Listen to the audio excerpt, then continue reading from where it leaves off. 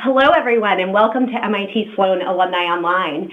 Every month, MIT Sloan Alumni Online brings you the latest breaking news, cutting-edge research, groundbreaking ideas, and school updates from MIT Sloan faculty, alumni, and students.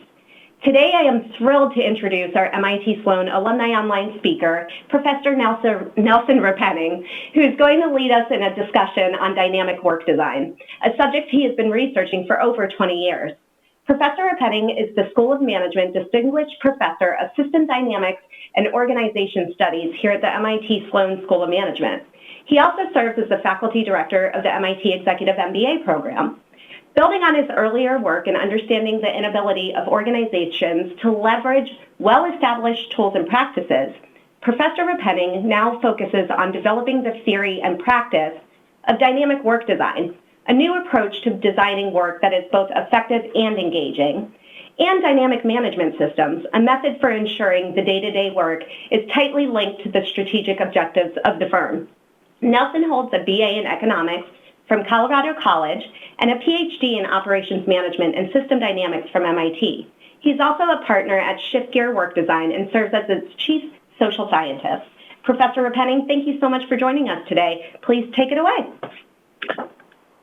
All right, Renee, thank you very much, and welcome to everybody. It's a pleasure to chat with you all today, and nice to hear from a lot of former students that have sent me nice notes saying that they're going to join us. The basic game plan for today is, as Renee said, is I want to give you a quick overview, hopefully a teaser and a couple substantive insights for some of the latest work that I've been doing here, largely with my colleague Don Kiefer, who's a senior lecturer here, on this thing that we're calling dynamic work design and dynamic management systems. And just to give you a little context, particularly for those who have taken my courses in the past, as many of you know, I spent most of my time here teaching in the System Dynamics program and have introduced, hopefully most of you, to a variety of ways of thinking about the dynamics of your organization. And one of the things that I characterized my early work, which I've inflicted on many of you in class at various junctures, was a big focus on developing some diagnostic frameworks on why is it that organizations so often struggle to use best practice. Why don't they use quality tools? Why don't they use safety tools and stuff like that? And as some of you may remember, that hopefully that was a pretty good session with lots of examples, and you walked away maybe understanding why your organization struggled just a little bit better. But often, those of you that are clever, which are MIT students, which is most of you, would typically ask me at the end, like, okay, I get it. I understand why the organization is not working well. What do I do about it? And typically what I would do is try to trot out a few platitudes, look at my watch, and hope that the class session was almost over. Because while we had, I think, a very powerful diagnostic framework, we often struggled a little bit to give you really sort of practical advice and tools about how to go back to your organizations and really confront some of those challenges. And that's really the thing that I've been working on for the last 5 or 6 years.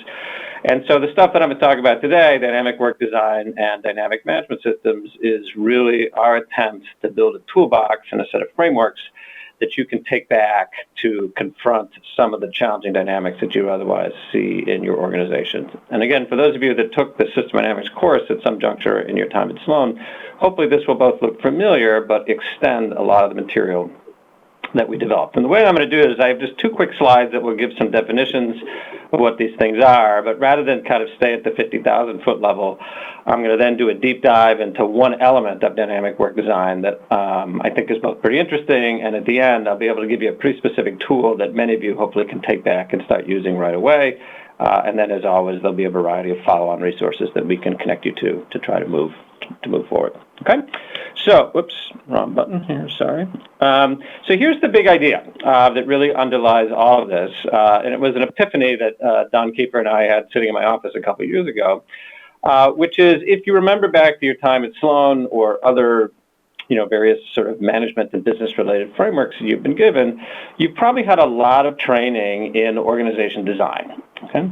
But the overwhelming majority of the different frameworks you have been given are largely static, meaning that the design activity that you were trained in basically preceded doing the work. So you would do the design, and then the idea was that you'd get the design right, and then we'd turn it on and walk away, and that the design process was over. And I imagine most, if not all of you, have been through a major reorganization at some point in your careers, probably hired a pretty expensive consultant to come and help you, very destabilizing. That's a great example of what we call the static approach to design, which you sit in conference rooms and you draw lots of pictures, and typically a major reorg like that, one of the main artifacts at the end is the org chart. Who reports to whom? Are we going to be organized by function or by business or matrix or front and back end or some even more complicated thing that I haven't ever even heard of yet? Okay? That stuff's really important, right? But the presumption, and this was the big insight, behind all that work is that you're going to get it right the first time, and that once you have established whatever design you're going to work with, you can basically just turn it on and walk it away. That's what we mean by this static assumption. Okay? But as you all know, despite the fact that a lot of smart people work hard on those organization designs, it's very rare that anything in a complex organization ever goes perfectly, right? There's going to be an inevitable set of problems that have to be confronted after that design activity is over. And this is where the dynamic part of this question comes in, which is how is it that your organization responds to those inevitable gaps and hiccups and problems like that, okay? There's really nothing in the literature on either work design or organization design that really helps you with that. Again, because it has this kind of static presumption that once we do it right, we get the org chart all set, we're done, and we can just go about our business. Okay? So this thing that we're creating called dynamic work design is really tackling the second problem. Let's just presume you did a good job with the upfront part. You got the org chart right, you have your process diagrams or whatever it might be. Now what we want to talk about is how do you respond to the inevitable gaps and hiccups that are going to follow. And basically, one of the punchlines of all of the research that we have done is that how an organization responds to those gaps and hiccups makes all the difference in the world. Those organizations that are highly functional and successful typically respond to those things in ways that make them opportunities to learn and develop. Other organizations have a much more pathological approach, and that can take them into all sorts of unfortunate dynamics. And I'll show you a couple examples in a moment. So here are the two sort of definitional pieces. We're really developing two categories of things here in this research program. One is a framework and a tool set around what we call dynamic work design. And the second thing is a framework and tool set around what we call a dynamic management system. The dynamic work design is basically a set of tools, I'll show you some examples in a moment, that can help you capitalize on the inherent dynamism to create more effective and engaging work. It turns out there's a pretty substantial literature in the social science on work design, but it has this same static problem that I alluded to in the earlier slide, which basically means that we just design the work, we hand it to the people to do it, we turn it on, and then we don't have to worry about it anymore. It turns out that's got a lot of problems. The work that it creates is typically not very effective, and it's super boring. And it turns out, as you all know, that the idle mind is the devil's playground, and boring work is going to lead to all sorts of trouble.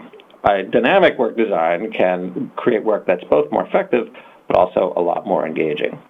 And then the dynamic management system part is if you can start designing some of the core activities in your organization a little bit more effectively, then the next question is how do we link those all together into a system where we're creating ongoing learning and competitive advantage. And again, the basic idea here is how do we leverage the inherent dynamism and change that is going on in the world today. Okay?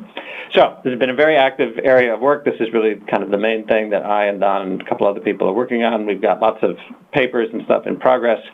And I will show you some links at the end of the talk today where you can get to that stuff. But today what I want to do is talk about one specific element of dynamic work design and dynamic management system, and hopefully give you a couple insights that you can take back right away.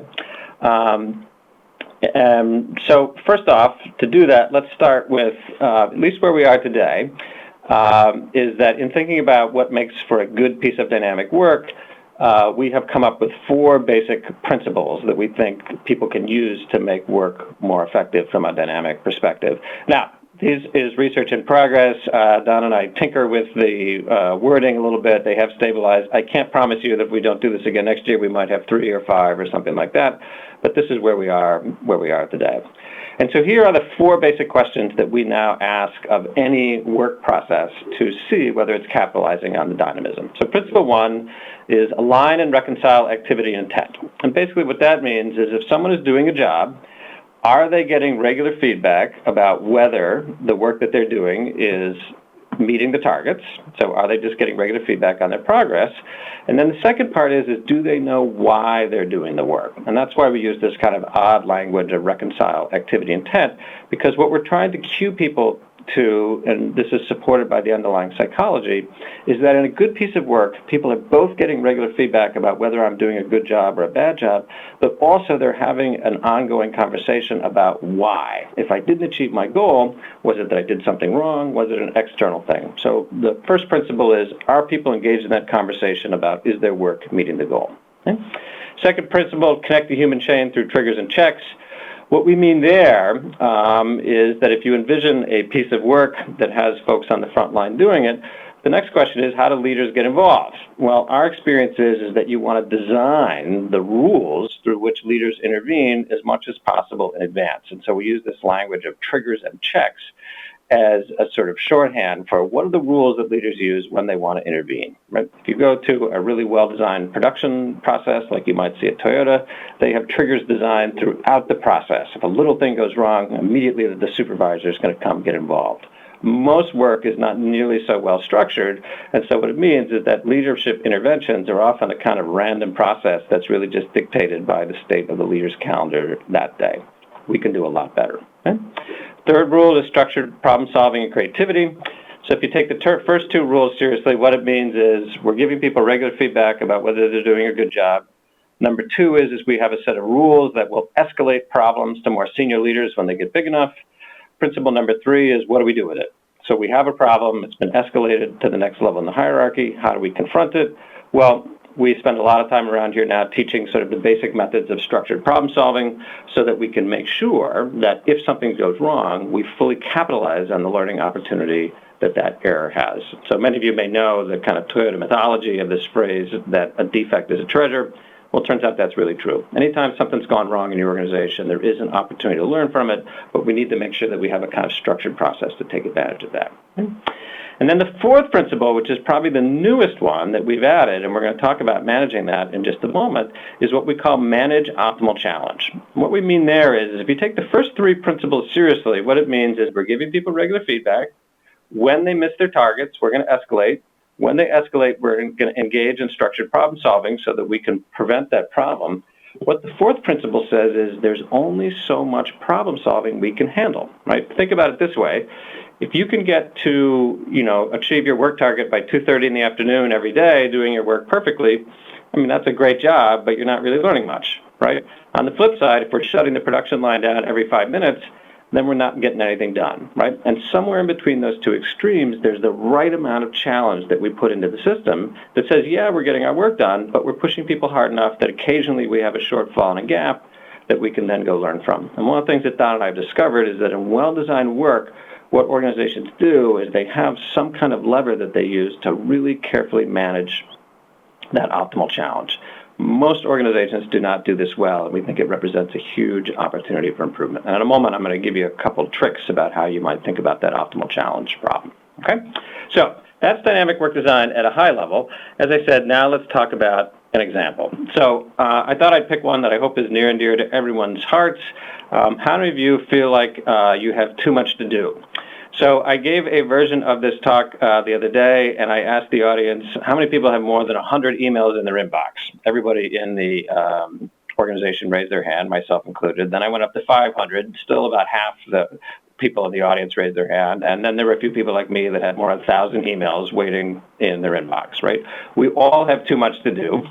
And those of you that have been participants of my teaching in the past, those little pictures on the right, you know that there's a variety of dynamics that cause overload to be very expensive for organizations. Organizations that take on too many projects tend to have low productivity. They burn people out. Overload is often implicated in major industrial accidents. It's totally pathological for your R&D processes.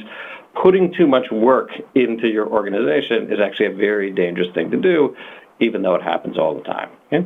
Now, again, those of you that have taken my class have heard me talk about this at length. But the question is, what do you do about it? Okay, I get it. We have too many projects. I have too much stuff on my to-do list. I have too many emails in my inbox. How do I manage it better? Okay? Well, we're starting to develop a pretty cool tool set for doing this that I want to introduce you to that. And in order to introduce you to that, let me take you back to something that you might have learned in operations class. So if you go back to ops, you might remember that there are two basic approaches to running a factory. Now, I know most of you probably don't run factories. We're going to get to knowledge work in a moment, but let's just talk about factories, or at least physical work, for a moment. Right? And the two approaches that you may remember way back in operations class to managing physical work are what we call push and pull. And the way to think about it is take a look at my little pictures here on the slides, and imagine you have a production process that has multiple stages. So an item will come in the front where you see that little arrow that says push, and then we have to do various things to that item before we can sell it. Okay? These icons are actually created to represent a production process where we've done a lot of work. Across the street at the Broad Institute, what they do is this is one of the organizations we've done a lot of research with recently. One of the things they do is they sequence the human genome. And so if you look at the right of the slide, you'll see the little picture with the happy face or the smiley face. That's the sequencing machine that actually reads the DNA from a tissue or blood sample. And what happens in the genomic production process is there's a variety of different operations that you have to do to the sample to get it ready before you can put it on the sequencing machine. This is a bunch of complicated chemistry and biology that I don't really understand. But from this perspective, it really is like any other production process. There's a bunch of different steps that we need to accomplish before the product is done. Okay?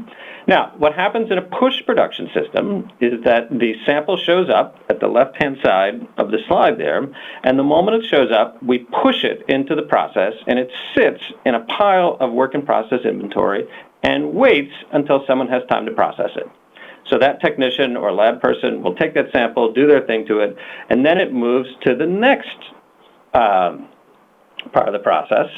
So you can see here, let me get my little arrow here. So it would start here, right? Then someone will do their work, and it'll move to the next one, move to the next one, move to the next one, move to the next one, and it goes all the way through the process. Okay, so pretty standard process, and if you were to go to many factories and to most knowledge work, they run almost all their work in this kind of push style, right? And the reason I like to start with the email example is if you just think about your email inbox, right, that is work in process. You've got a variety of different messages that are sitting in there, and they're just waiting for you to do something with it. Okay?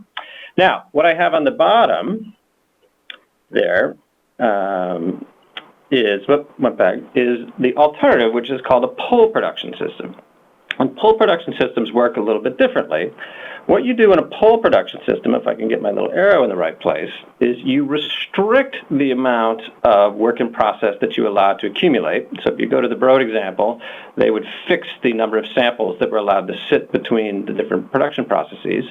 And when that queue where the samples were sitting got full, then you would stop work until a space would open up. So the essence of a pull production system is we restrict the amount of work in process, and then we only work when a job has been completed and we can move forward. Okay? So if you look at a pull production process, we have this big, huge pile right here of all the work in process, and we only let something in basically when something else goes out. Okay? Now, I'm sure I'm taking you back to ops long ago, and you might remember when you took ops class that for physical work, push and pull from a theoretical perspective actually shouldn't behave all that much differently. And there's been lots of Greek letters that have been sort of put to equations to try and debate which of these two is the better option. But what we've discovered, particularly when you come to knowledge work, that push processes, although it doesn't show up in theory, have two really big problems in practice. Okay? Problem number one is that they tend to be pretty slow, right? You've got all this work in process inventory that's sitting amongst the various stages, and so it can take a long time for one particular job to make it from the start of the process to the end of the process. So again, think about your email inbox, right? There's somebody out there that's waiting for you to answer a particular message, and they can't do anything until you've done your work, so you've now become a bottleneck in that process. Okay? So push systems tend to be slow. Okay? Now, here's problem number two. Actually, I guess there's three problems, not two, is that because they tend to be slow, if you think about it, each person that's in this process, what do they do every day? What do you do when you show up in your email inbox? is they reprioritize, right? They look at the pile in front of them, or you look at all the messages in your email inbox, and you say to yourself, I don't have time to do all of these, so which ones are the most important, right? So you root through all your emails, and you try to answer the few that you think are the key, okay?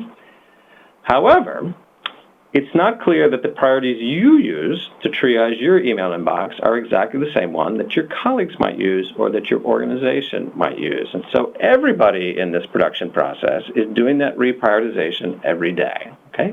And if, as is often the case, they don't have exactly the same priorities, now you've introduced a big chunk of randomness into your system because everybody is prioritizing their piles a little bit differently. So the second problem with push systems is not only are they slow, but the cycle times tend to be highly variable because if you have a particular job that's not the one that gets shuffled to the top of the list, it can sit in these piles for long periods of time.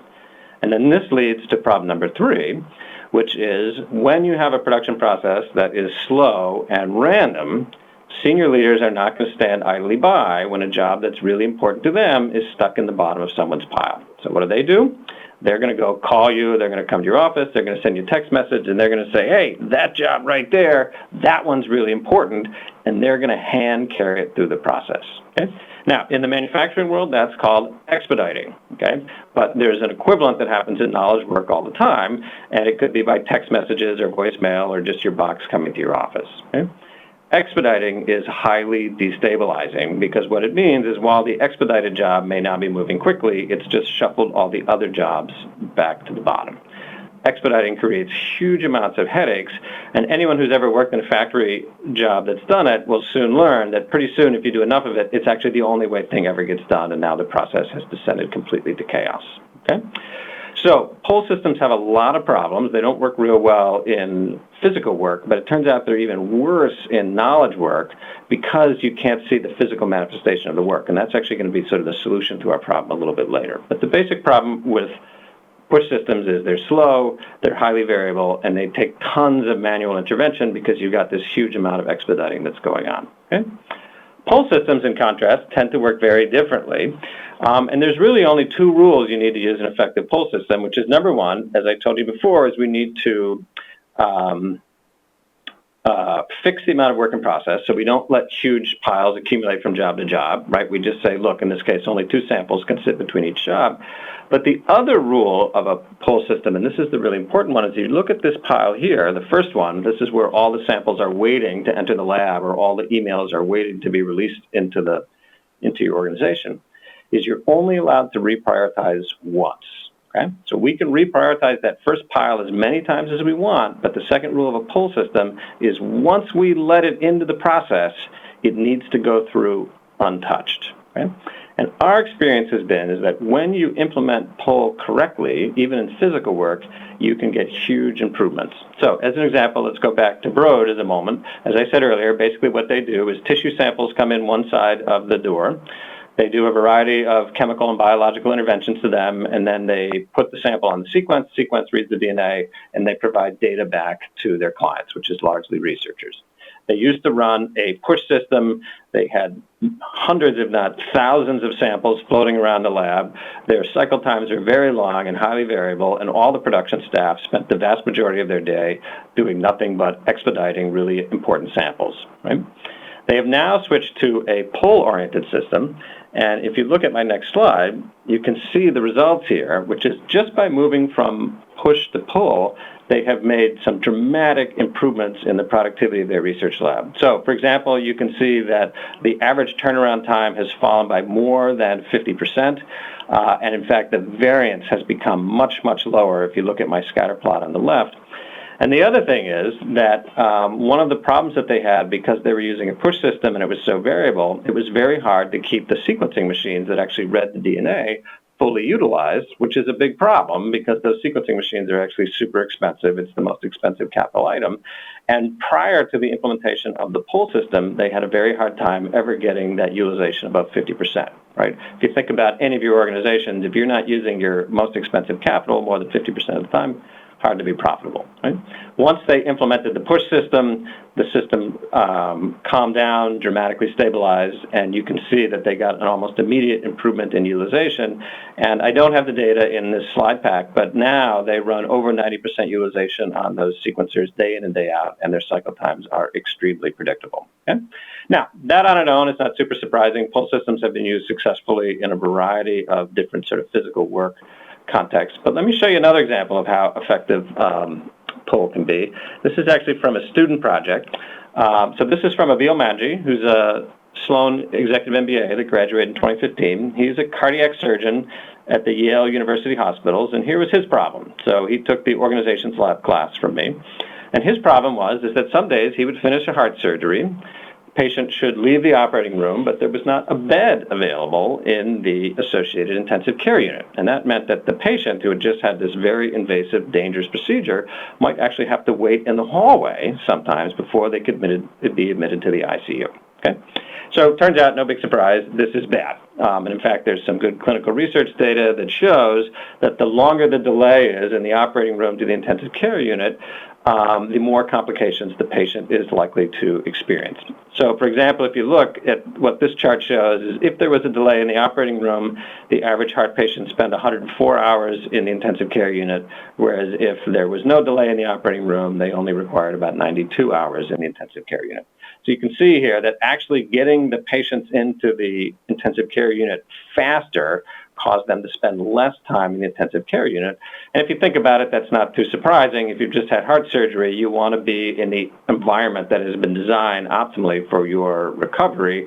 And it turns out the intensive care unit is a much more productive place to be than in the hallway, right? So getting people into the ICU fast is a big deal. And there's actually quite a bit of other data in terms of complications and so on, right? So how do we solve this problem? So using the concept that he learned in class, Abil went back and said, we're using a push system to manage patients, right? And he did a little investigation, and one of the things he discovered quite a few, but one of the sort of most important findings is every morning the nurses and the doctors in his hospital at 9:30 a.m. would have a meeting that they called the bed flow meeting, where basically they would sit down and they would count the number of beds available to make sure that they were trying to balance supply and demand.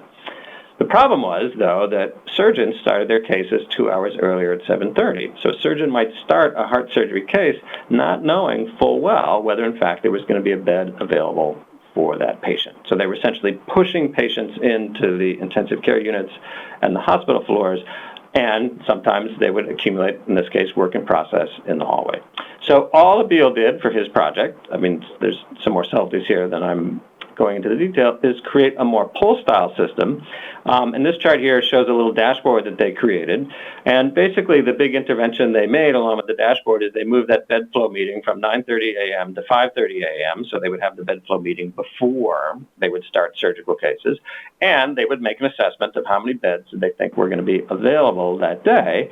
And in a few cases, if there was not going to be a bed available that day, they might have to cancel a scheduled heart surgery. Okay? Now, that's not free, right? Because if you are all psychologically ready to have this dangerous, invasive heart procedure, it's more than a little frustrating to be turned away when it doesn't turn out they have a bed available for you when you're done. However, think about the alternative, right? If I'm about to have heart surgery and my choice is come back tomorrow or have it today and spend 6 hours in the hallway, it might be worth it to come back tomorrow. And that's the system that they put in place. And as you can see here, the results have been pretty significant. They achieved about a 45% decrease in the average delay from the operating room to the intensive care unit. The length of stay in the intensive care unit also fell by about 40%.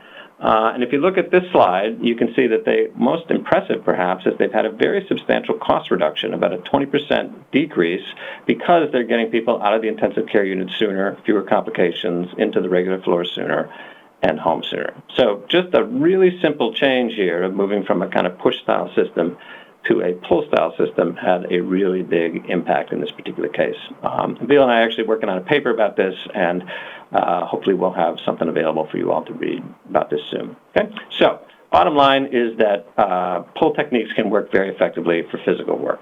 So now let's get to the hard question that we started with, which is, what do we do with knowledge work, right? Because most of you probably don't deal with physical stuff, right? patients or samples. You are much more in the world of knowledge work, and your work probably resides largely, like mine, in your email inbox. It doesn't have a physical manifestation. Well, one of the techniques that we have been using most effectively recently is actually captured in this photo, which is what we call visual management. We're not exactly sure where its origin is. We think it might have started with Toyota. Certainly they're a big user of it. I think the ideas have been around quite a while. But the basic idea behind visual management is, in order to create a poll-style system for knowledge work, you want to give that knowledge work a physical manifestation, and the way you do it is really straightforward, which is basically you put each element of the work on a Post-it or on a sticker or something like that and put it on a board so you can see it move. And I'll show you a couple examples in a moment. But let me give you just a little bit of the academic background.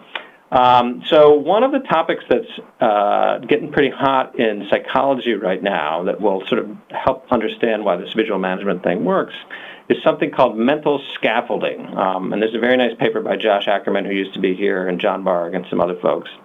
And the basic idea behind mental scaffolding is that as we try to understand the structure of our brains, the theory is that much of our understanding of the abstract world is in fact built on our more primal understanding of the physical world, right?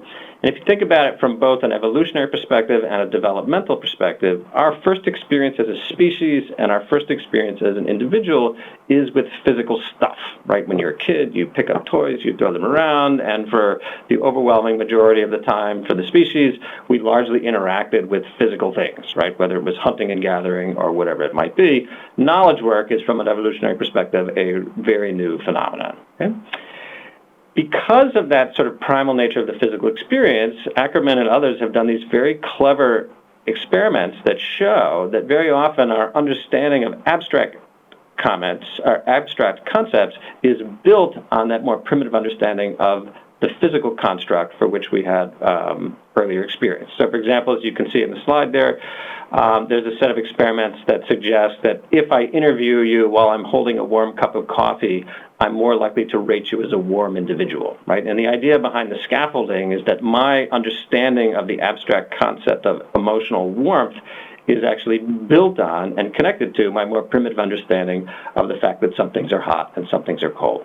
And you can see a couple other options there in the slide, but this idea that our earlier physical experience informs the way we understand the abstract world is becoming increasingly popular in psychology. Okay? So how that connects here is, if you go back to the notion of physical work, right, this is why I start with that physical example, when it comes to a work design point of view, physical work is probably easier, meaning that we have a stronger set of concepts in our head that help us understand the movement of physical things. And as just a simple example, think about a factory, right? If you're making cars or motorcycles or whatever, right? The moment the production line stops in a factory, when do I know? I know immediately, right? And probably everybody in the factory knows immediately that the production line has gone down. If you ever worked in a factory, you know that the moment the line stops unexpectedly, right, the whole factory kind of converges on what's the problem, right? Contrast that with the knowledge work that happens in your organizations, right? There are projects, I can guarantee you, that are stuck in your organization right now, right? But because they don't have a physical manifestation, it's not an assembly line, you don't know about it, and it's much less likely to attract your attention, right? It's stuck in my email inbox, or it's stuck in your email inbox. It doesn't have that sort of tangible manifestation. Okay?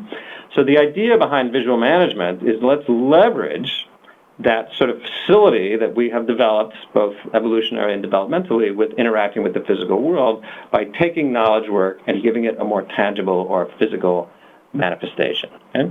So here is an example. This is back again from the Broad Institute. So one of the things that's interesting about the work that they do in the genetics platform is not only do they process lots of samples day in and day out, but the technology is changing so rapidly that they're doing tons of R&D projects to try and prove that sequencing process, right? That's knowledge work, exactly like the knowledge work that happens in your organization. So how do we manage that knowledge work to capitalize on the physical manifestation?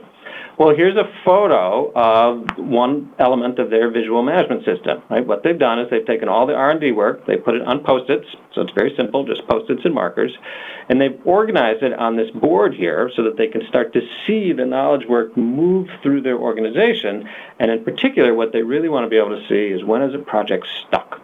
right? So if the line has stopped, how do we converge on it and apply the right resources? Picture's a little bit hard to see, so here's a schematic of what that board looks like. And hopefully this looks pretty familiar to you. If you start at the far left, they have what they call the fireboard, and the fireboard basically represents what are the issues that we're dealing with today that might our production process, organized sort of standard Deming cycle, PDCA. So if there's anything that threatens the production process, it goes on a Post-it, goes right on the board. Okay? Then they have a pretty standard product design funnel, so you can see the developmental goals, and then they have a 3-phase process. We're going to assess the feasibility, we're going to do the design, then we're going to validate. That's their developmental pipeline, and each project goes in there on a Post-it. And then they have their implementation pipeline. Starts with the technology review. Now that we've proven out the technology, do we want to use it? What are our implementation goals? And then if we decide that we want to implement it, what are the concrete steps that we have to take to actually put it in the production process? And again, each of those goes on a Post-it. So what you should envision is that a project is moving from left to right. Each Post-it has elements of that project, and it has a date when it's supposed to be done. And if you can see this little one right here that's got the red Post-it on it, right, that's a simple signal that something's gone wrong, right, that piece of work is stuck. It's stuck in Nelson's inbox, or there's something wrong with the technology. So now that we can understand what's going on. Okay? We have had incredibly good luck with visual management systems. Giving a tangible manifestation to otherwise abstract work has really allowed organizations to dramatically improve their prioritization process and to focus their resources on some of the elements that really matter. And I can give you just a few examples. Here's what the board looks like today. If you were to go over there, they've broken out by product lines, but it basically is just a product development funnel. They have a weekly meeting here. It's an all-hands meeting, and it's actually an amazing meeting to watch because they are remarkably productive as a group as they're watching these Post-its move through. And if somebody's stuck, they can raise their hand and say, I can't move my Post-it this week. Often the resources they need to make progress are in the room and available to them. What this next slide shows here is at the end of the board, they actually have, for the board I just showed you, Sheila Dodge, who's an EMBA 2012, she placed a big spike there, and anytime a piece of work is completed, meaning the Post-it comes off the board, she put it on the spike. And you can see a couple of photos of how the spike has evolved over time. They had a little party recently to celebrate their progress, and they had over 3,000 Post-its on that spike, which represented 3,000 separate activities that they'd executed over the course of the 4 years. And I won't read the slide, but as a consequence of improving the productivity of that R&D pipeline, they have made dramatic improvements in the technology and are really doing some really important work. Okay. Now, we've used this lots of other places. Just a couple quick examples, and then we'll stop for questions. This is a visual management board for an organization we've done some work with, and they're actually in procurement and supply chain. And basically what their job is every year they're supposed to go out to their supply chain and renegotiate with their suppliers and find about 2 or 3% annual cost reduction. Many of you have probably been in that job before. And what this pipeline shows is the state of all the different negotiations they have underway. They're going to get them their annual 2 or 3%. So if you start at the left, people can generate an idea. Hey, I think we can go back to the supplier. We can negotiate. We can get a cheaper part, whatever it might be. Goes on a Post-it. Then they rank order. What are the best ideas that we think will get us the biggest bang for the buck? And then they have a process that they're going to go through to actually go get those cost savings. We're going to renegotiate the contract. We're going to execute the contract, and so on.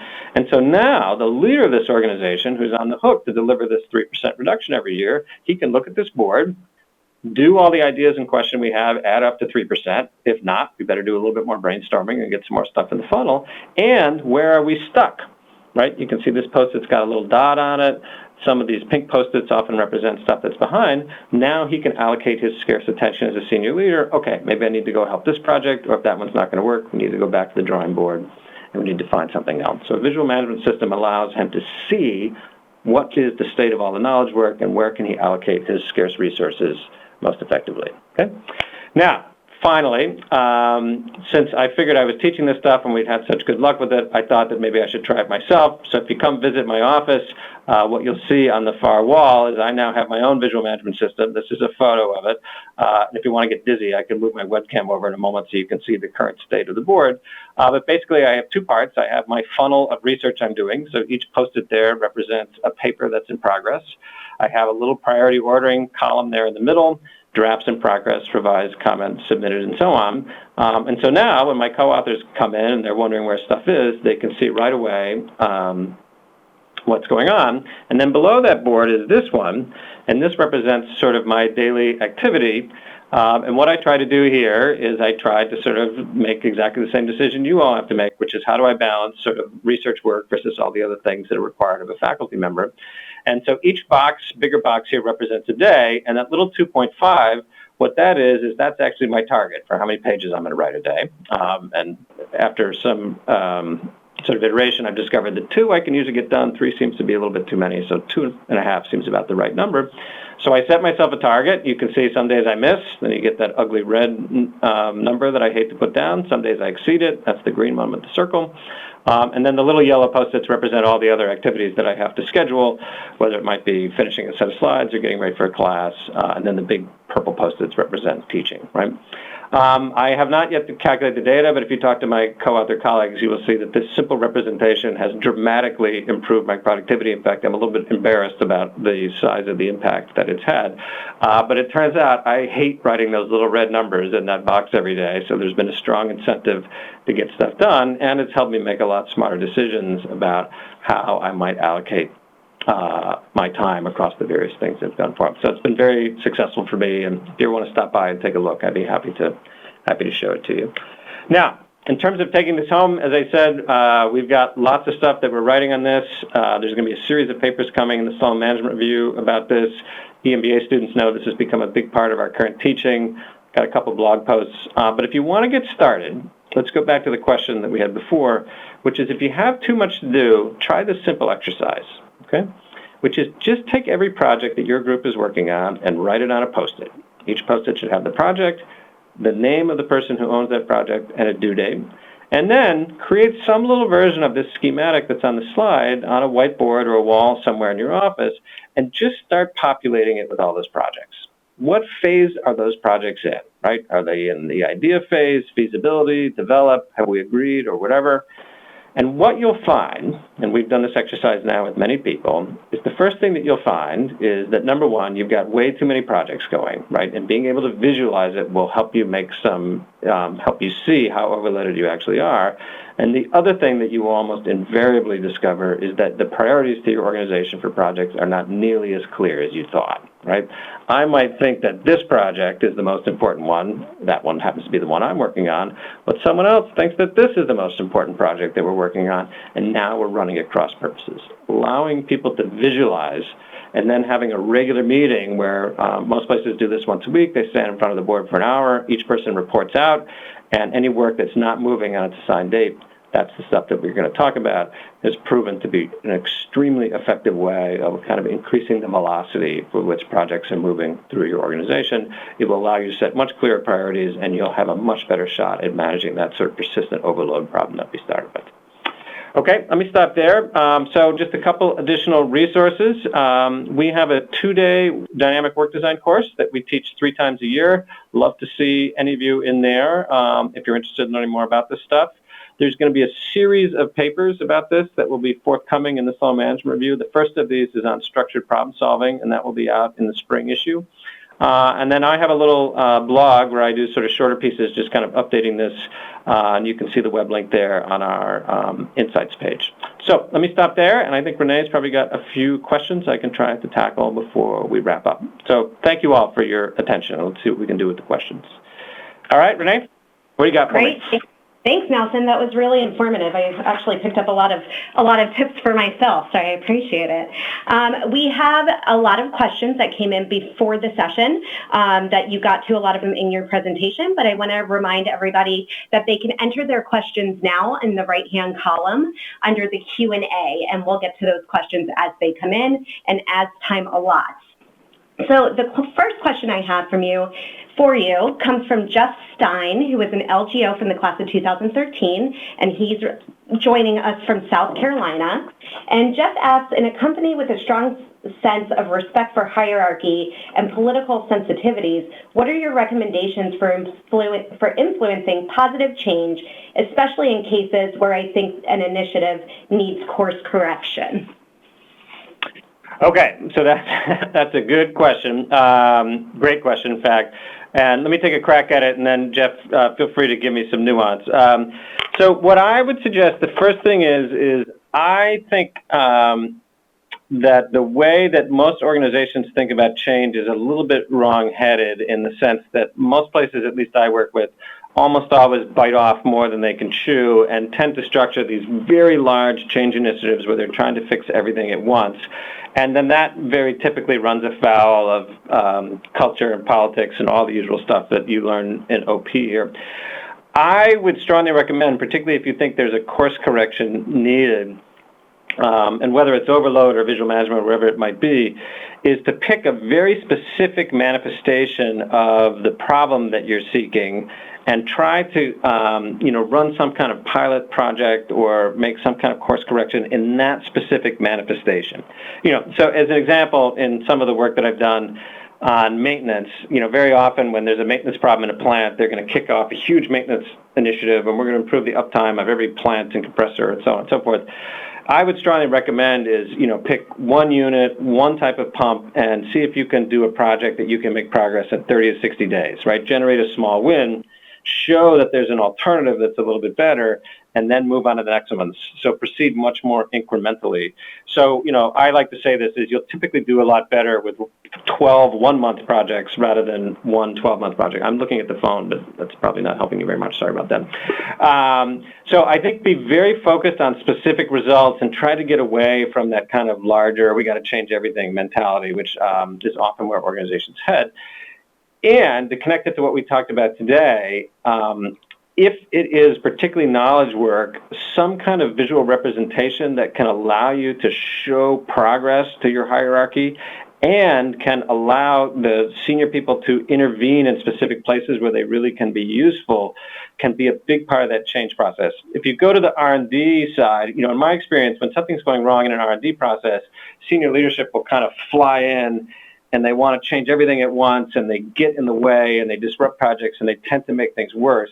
A good visual management representation will help you say, no, 95% of this is running fine. It's these 3 projects, or it's this center of expertise that's holding everything up. Can you intervene there? Give us a few more resources, or change that person, whatever it might be. A good visual management representation will allow you to make much more targeted interventions, and then your senior leadership will feel good about what they're doing because now they're actually making a difference rather than just kind of kicking off this broad brush stuff. That was a little bit kind of 50,000 foot, but hopefully helpful. I'd be happy to chat with you sort of offline if you can give me some more specific details. But good luck. It's a formidable challenge that you're undertaking, no question about that. Thanks. We have a couple questions about the use of a tactile visual management system, and the first comes from Bob Fitzpatrick in New York, who's also been a past volunteer for us, so thank you so much, Bob. He's an MBA 2000, and Bob is asking, is tactile visual management a requirement compared to electronic workflow tool? So, fabulous question, and this comes up all the time, which is there a digital solution? And let me say 2 things about that, which is, number one, the answer is yes. There's a couple out there. The one that we've been experimenting with recently is called iObea. It's by a French company. It seems, and we have no sort of monetary connection with them, so I'm just telling you sort of our experience. It really does just about everything that you would want to do. Setting it up is somewhat intricate.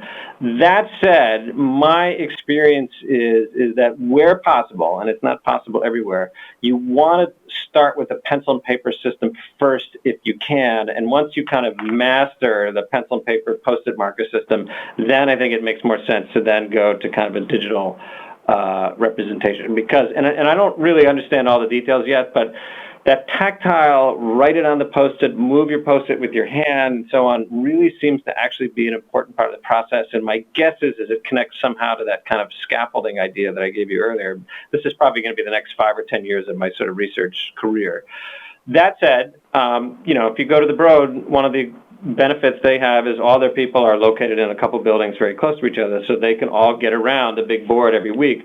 Lots of organizations in the global world are not able to do that, and so you may be forced to come up with some kind of quasi-digital solution. And again, there are some stuff out there. Some of the other groups we're working with have come up with kind of kludgier things where they have a physical board, but then they take a photo of it, or they have the meetings in front of a webcam or something like that. And this iObea thing does seem to work quite nicely. So again, my advice would be, where possible, try to start with a pencil and paper pilot, and once you master it, then move to the digital solution. But if that's simply not feasible for you, then just do your best. But it really does appear that physical act of moving things from A to B really helps. And we have had a couple experiences where people got a board working really well, and they said, okay, this is kind of a pain to meet every week. We'll move this into an Excel spreadsheet, and I'll just mail it around to everybody every week. Almost the moment that they tried to make it an office-bound activity, all the good stuff basically dissipated almost immediately. Because the magic of visual management in the end is it's the conversation that you have with your team in front of the board about what's not working and what is working, and that just tends to go a lot more effectively the more closely you can duplicate that face-to-face proximity. Great, thanks. Naturally, this conversation sparked a lot of questions about decentralized offices and working across locations. Do you have any additional tips for those of us who are working with a lot of different locations? So a couple things about that. And actually, sorry for the promotion, but there'll be a paper in SMR from myself and colleagues in the fall that will tackle some of this stuff. I think the way to think about it is as follows, which is, if you think about a face-to-face meeting, right, when we get a bunch of people in the room together, that's really expensive, right? It might be expensive just because that's 10 people that are meeting together rather than sitting in their offices doing work, and it's even more expensive if we have to kind of fly folks all over the world and so on. In my experience, meeting practice in most organizations is not using that expensive interaction in the most effective way possible, right? What the research suggests is that direct human interaction, Renee, when you and I are talking to each other, its highest valued use is to reduce ambiguity. Sorry for the technical term, but it's for us to get on the same page about an otherwise amorphous issue. And so as a way of kind of simplifying that, the way that my colleague Don and I like to say it is, if you think about a face-to-face meeting, the two most valuable things you can do with that expensive meeting is either solve a problem or make a decision, right? Because in both of those cases, you're taking a diverse collection of ambiguous information and you're consolidating it down to a thing, right? A problem that's solved or a decision that has been made, okay? So if you go to the face-to-face meetings that you have, if you're not either solving a problem or making a decision, you really need to think hard about, is this really the best use of this expensive face-to-face time, or there would be better ways to do that, right? In my experience, the sort of most common pathology is that face-to-face meetings are largely one-way information. So it's just click, click, click of PowerPoint slides. Maybe there's a couple of questions at the end, and then all the real decisions are made in the hallway on the way back from the meeting, and all the problem solving is done by email afterwards, which is super expensive and inefficient. So my first piece of advice is, if you have a distributed, non-co-located organization, make sure that when you get people together, you're really using that time in the most effective way possible, because it is very expensive. Beyond that, there's a variety of technologies to interview face-to-face interaction, whether it's telepresence or web things or whatever. And again, I would just try to use that expensive technology wisely to make sure that when you are together, even if it's virtually, that you've structured that interaction to take full advantage of that. And I don't know if I know any research on this, but I think, my instinct is what the research will eventually show is the better the technology duplicates the act of being in the room together, the more effective it's going to be, right? So being on a webcam is better than listening to me on the phone. You can see facial expressions, hand motions, and so on and so forth. Maybe not as good as being in the room here, but certainly better than a phone call.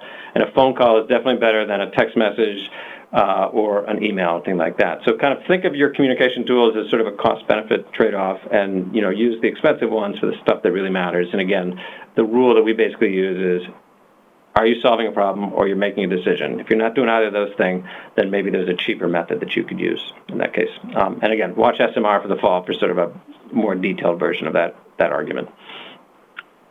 Great, and we have time for one more brief question. This one comes from Nahit Trivedi, who is a volunteer with our MIT Sloan Club of Boston in the class of MBA 2012. And Nahit asks, on your supplier chart, what does the high, medium, and express refer to? So great question. Let me see if I can go back to that one. It was just how they categorized the size of the opportunity that they were going after so that they could set some good priorities.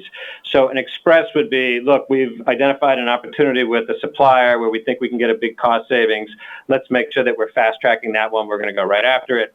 High would be the top ones, and then medium was sort of in the middle. But again, one of the big benefits of visual management is we all have too much to do, right? So the trick is to make sure that the organization, not the individual, but the organization, has a clear set of priorities so that we're directing those scarce resources to the highest valued uses, and the board really helps that. I should say one other thing that happened in Broad is that when they first created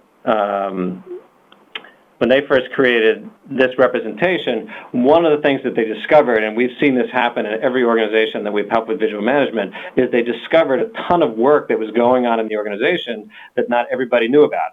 Right? If you think about it, they got lots of scientists and biologists and so on. They'd come up with a smart idea. They'd create a little pet project. Harley-Davidson had exactly the same thing.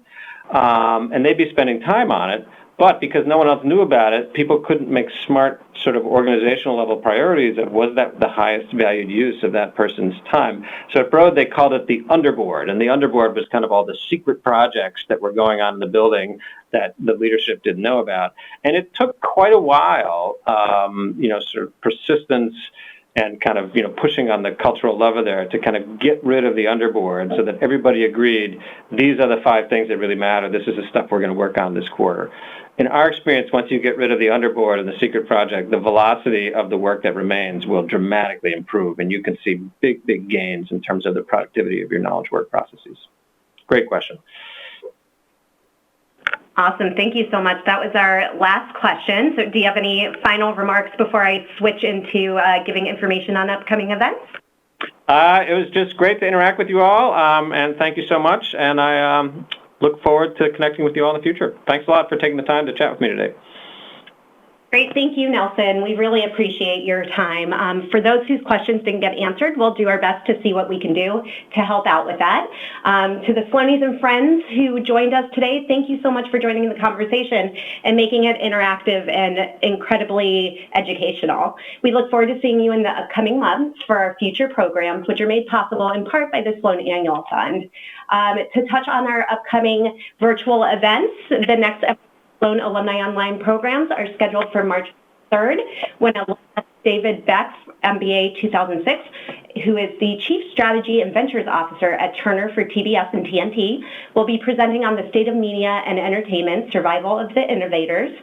And on Wednesday, May 31st, we're excited to have Professor John Sturman talk about climate change in today's world. There's a lot of really heavy and happening events around that, and it's going to be a really interesting conversation. I also wanted to touch on a couple in-person events that we have coming to you. The MIT Sloan A Better World is Our Business event series is coming up on March 29th in San Francisco, April 13th in New York City, and April 24th in Boston. We will also in the spring be announcing more dates in regions that may be closer to you. We also have our Harnessing the Digital Revolution Machine Platform and Crowd Conference coming to San Francisco on June 20th with Professors Eric Bringuston and Andy McAfee. So we hope you can join us for some of those events. However, we'd like to say now, thank you so much for joining us for MIT Sloan Alumni Online. We hope to see you next month. Have a great day.